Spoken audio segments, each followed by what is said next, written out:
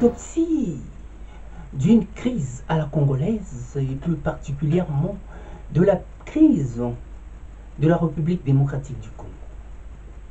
Quand le peuple congolais brille par un silence aussi magistral que le silence d'une ville morte, c'est un signe de temps qui ne trompe pas, un signe avant-coureur de ce qui se trame dans la conscience des gens du peuple, un silence avant la tempête, tout à l'honneur d'un peuple qui en a marre de cet état de choses, qui en a marre de cette situation, qui en a marre tout simplement de ce régime et de ce trouble fait qui passe par ces trublions toujours au discours d'un temps aussi menaçant. Ils oublient alors qu'ils ont là affaire à plus de 110 millions des Congolais, révoltés, et ne le supportent plus, au point qu'ils ne cessent de leur faire comprendre « y en a marre ». Le silence d'un peuple est plus à redouter dans une ville morte que de tirer là sur une population non armée qui proteste simplement en revendiquant là ses droits et plus encore dans un état dit de droit. Oui, je suis là, la conscience, dans toute sa splendeur, dans toute sa science, celle qui ébranle et désespère ces vilains petits canards, véritables en canailles, d'outre-tombe, qui nous imposent là la loi du plus fort, preuve de leur lâcheté, qui prouve qu'à armes égales, ils ne feront pas le poids. Tout dépend de quelle arme. Et en tout point de vue, dans le sens de l'histoire en marche que nous portons là avec tant de fierté de se dire que nous défendons là une des causes les plus justes qui soient au monde. Oui, voilà qu'ils nous ont ridiculisés auprès de la communauté internationale, pour ne pas dire auprès du monde entier, en nous faisant la passer pour un peuple inculte, qui n'a point d'oreilles, qui n'a point de vertu, qui n'a point de bon sens dans ses valeurs. Aujourd'hui, je crois qu'ils doivent là s'en mordre les doigts et de réaliser qu'ils n'auraient pas dû, mais dû commencer, qu'ils n'auraient pas dû nous traiter de la sorte, car nous sommes loin d'être aussi dupes et encore moins idiots. Et dans cette volonté de nuire au peuple congolais, ils se sont là rassurés pour avoir eu recours au service des églises de réveil. Oui, au service des églises de réveil, comme celle de Olangiwasho, qui sème le chaos autant dans les foyers que dans bien de familles, voire dans la société. Des populations qu'ils manipulent à leur guise avec l'aval du régime du PPRD. Et certains musiciens et artistes n'en sont pas de reste. Ils s'en sont vraiment pris au tissu social dans le seul but de déraciner le peuple et plus encore de le faire douter de son identité, de ses valeurs tout en entraînant là le spectre du tribalisme pour mieux diviser les Congolais afin de régner et de durer dans le temps. Ils ont là tout essayé. Oui, ils ont là tout essayé. Essayer de faire voler en éclats l'unité de la nation congolaise qui passe par Kinshasa. Le ciment même du Congo. Oui, Kinshasa est la vitrine de la République démocratique du Congo. Car Kinshasa est le ciment de la nation congolaise. Et Kinshasa a su résister à ces assauts répétitifs dès le premier affrontement qu'ils imposa et les opposa à Jean-Pierre Bemba en plein Kinshasa, dans la commune de Gombe. Chose que nous n'avons connue au temps du papa maréchal. Ils ont là tout essayé, par la haine, par les intimidations, en sémant le désordre, le chaos, et aussi par l'anéantissement d'une bonne partie du peuple congolais à l'est de la République démocratique du Congo. Voilà ce qui m'enrage. Voilà que les mêmes qui parlent d'une démocratie sans toutefois savoir ce qu'est réellement la démocratie. Mon Dieu. Entendre la République démocratique du Congo, c'est comme si on insultait même la démocratie dans sa droiture et dans son ouverture d'esprit.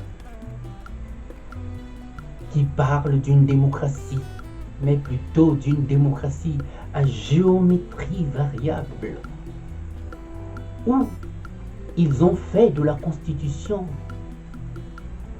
un si bon prétexte qui leur sert tantôt de Bible auprès de la communauté dite internationale, en évoquant là la coquille de la démocratie, et quand ils sont là acculés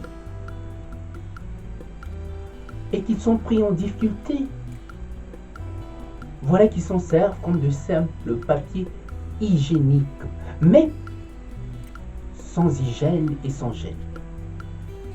Il serait peut-être temps qu'ils commencent là à plier bagage, pas seulement dans le sens qu'on croit, mais à le plier aussi intellectuellement.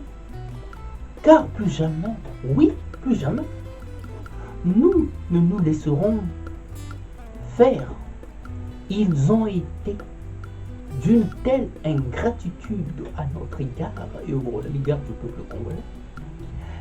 Et en même temps, chose étonnante, ils ont été pour nous une si bonne école. Oui, dans le sens le plus large du terme.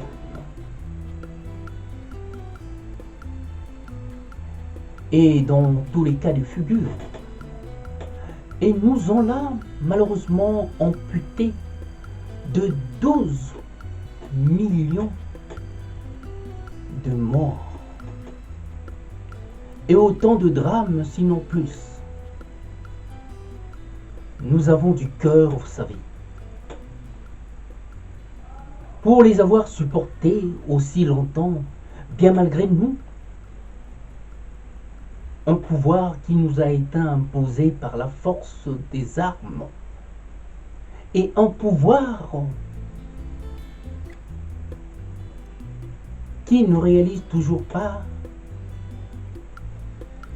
le tort qu'il ne cesse jusqu'à ce jour à causer à ce peuple congolais que nous sommes.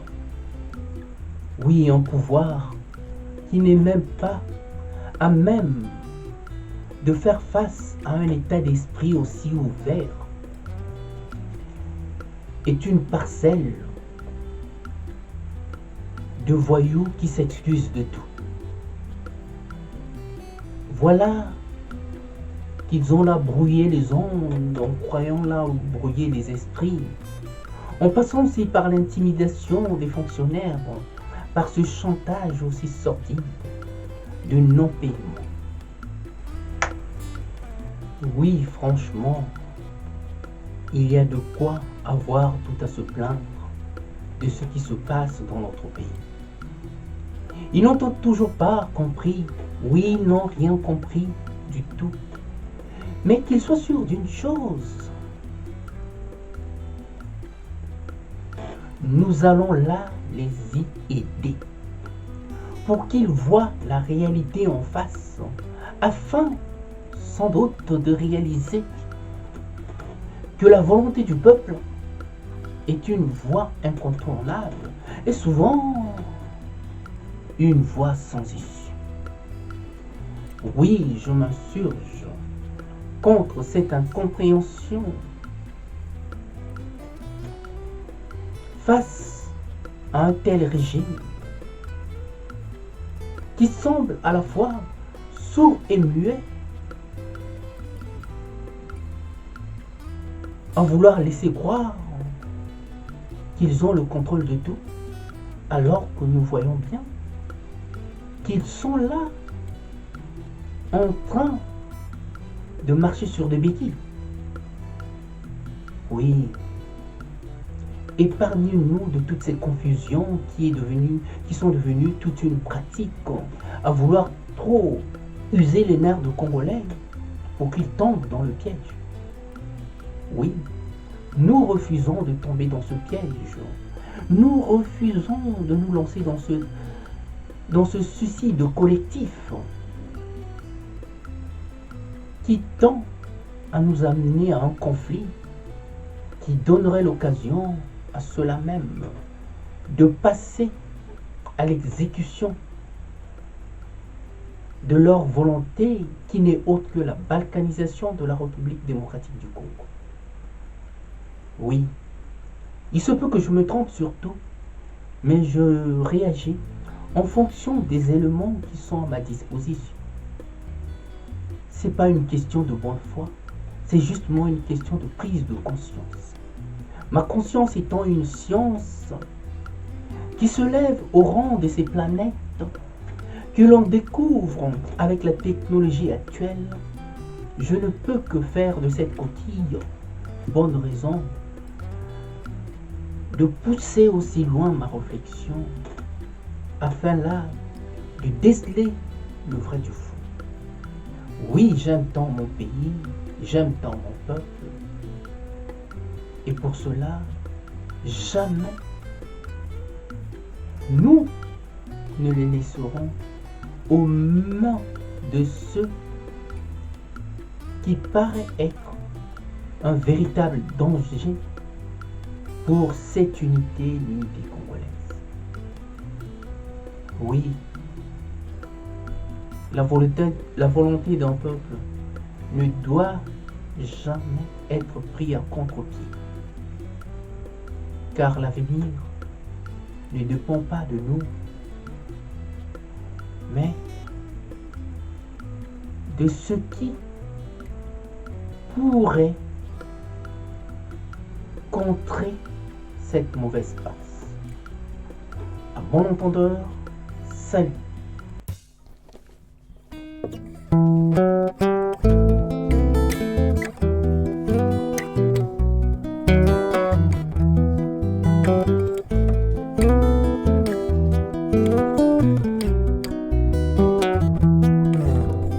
Un jour, tu t'en iras comme une voix qu'emporte le vent, comme une voix qu'emporte le vent, au-delà des mers. Un jour, tu t'en iras comme une voix qu'emporte le vent, comme une voix qu'emporte le vent, au-delà des mers.